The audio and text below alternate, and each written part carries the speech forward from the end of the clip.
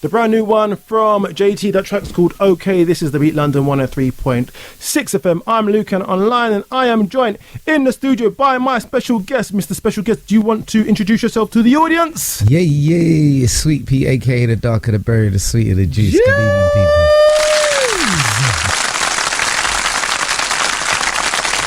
Sweet Pea in the building. Give me it one more time, Sweet Pea. How's that go? It's Sweet Pea, aka the darker the berry, the sweeter the juice. Jeez, man, like Sweet Pea in the building. It's been a while. It's been a minute. So let me say this before we get started. I want to apologise because I know you've had to, you didn't know this coming. See, this is how good I am. See, I didn't even have to do it. Go on, do it. So there's been a couple of events that you've had. Yes, sir. And I've put my name down. I said, I'm coming, and I haven't turned up. I don't know if it's been noticed or not. So so I want to apologise because I hate when people do that to me as well, and I've got something going on. And you don't worry, got man, an idea of numbers, and then people don't turn up. So. It's always love. All right, and I want to say, it wasn't my fault, by the way. As Bush says, love over everything. So you absolutely, know, good, just keep it that way, especially when it comes to me, because I don't want no problems.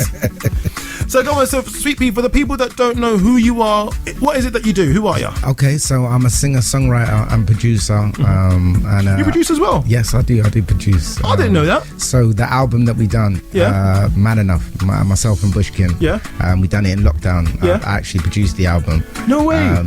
So the whole album? Yeah.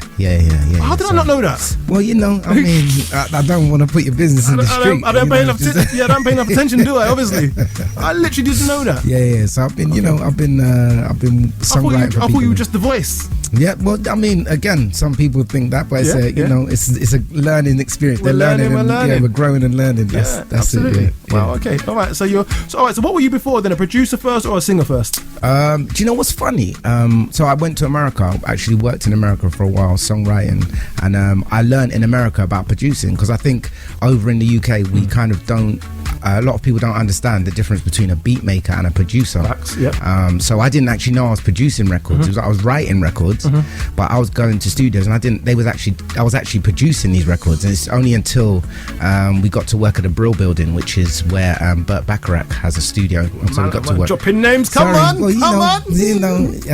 with the big man, so I've got to let him know where it is. So where is this Brill Building? It's in Manhattan. Okay.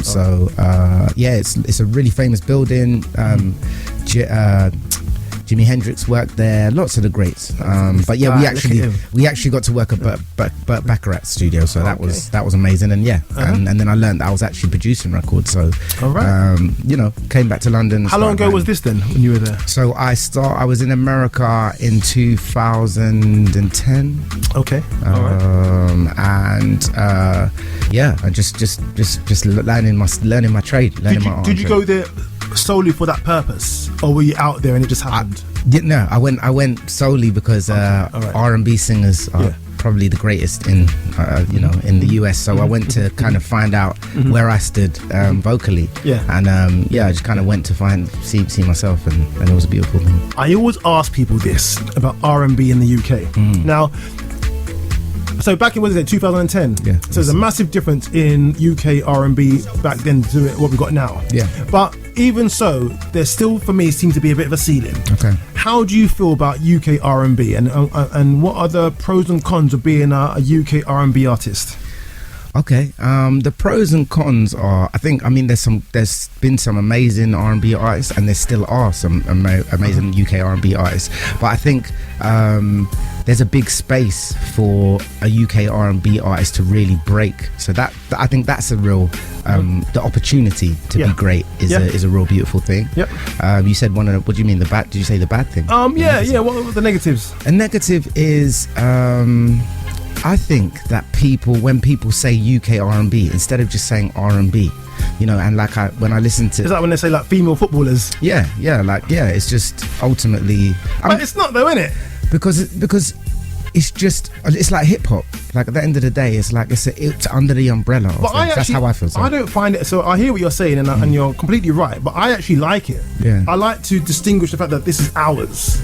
Yeah, I mean, not throw it in the mix. We're not, this is ours. This is us. I know what you mean. I know. I just think if it would be more inclusive if we said R&B, because at the end of the day we all from the same tree. Do you see what I mean? So we've grown up. I don't like their listening tree. Oh, I want our own tree. I mean, Our own tree with a little picket fence around it, and a little keep off the grass sign. Like that's what I want. well, I think it's just like what Bush said, love over everything. So we're just trying to, Fair. R&B's about love, so we're trying to, just love and unite and keep it, I hear it. I hear it. And I think that's how UK R&B would grow. Because obviously, if it's R&B, then we'll just, it can kind of cross the borders and. Fair enough. You've got a new single. I do.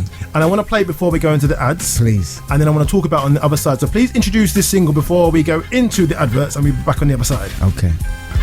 Yeah, Sweet Pea, aka the darker the berry, the sweeter the juice. And this is my new single called Hold On. Jeez.